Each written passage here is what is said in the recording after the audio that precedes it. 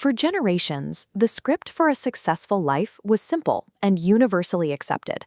Go to school, get good grades, and secure a safe, stable job. But the script broke.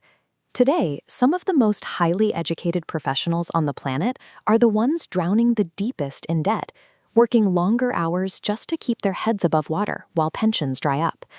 The root of this crisis sits right inside the classroom.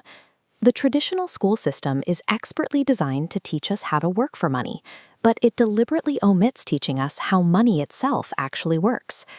This educational blind spot funnels almost everyone into an invisible, lifelong system known as the rat race. As this flowchart maps out, it is an endless mechanical cycle of waking up, going to work, paying bills, and starting all over again. To understand how this financial programming takes hold during childhood, we can look at the contrasting philosophies of two different father figures. One is a highly educated academic, and the other is an entrepreneurial school dropout. When faced with a lack of money, the highly educated dad defaults to a simple statement: "I can't afford it." That phrase acts as a psychological stop sign. It signals the brain to shut down, stopping any further cognitive problem solving. The entrepreneurial dad takes the exact opposite approach.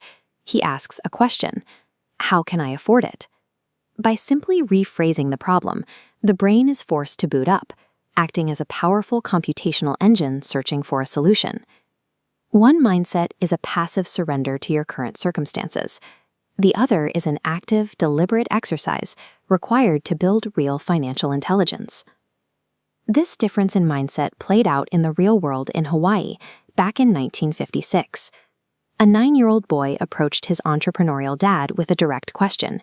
He wanted to learn how to be rich. The boy and his best friend had already made their first, comical attempt at generating wealth. They literally gathered empty metal toothpaste tubes, melted down the lead, and tried to forge their own nickels in a plaster mold.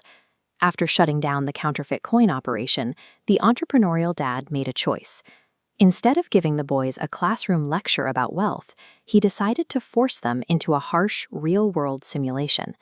The simulation looked like this: working 3 hours every single Saturday, dusting endless rows of canned goods in a sweltering convenience store. The pay was a dismal 10 cents an hour. After 3 weeks of giving up his weekends for exactly 30 cents, the 9-year-old reached his breaking point.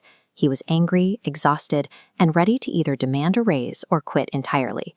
But that frustration was the precise objective of the entire exercise.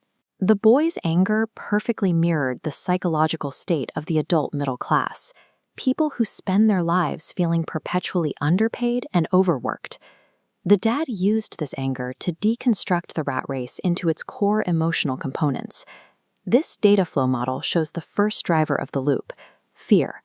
The raw anxiety of not being able to pay the bills forces people to submit to wage labor. Then comes the second emotional driver: desire, or greed.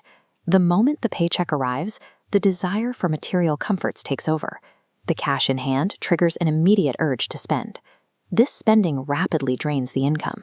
And once the money is gone, that original anxiety immediately reignites, locking the entire system firmly in place.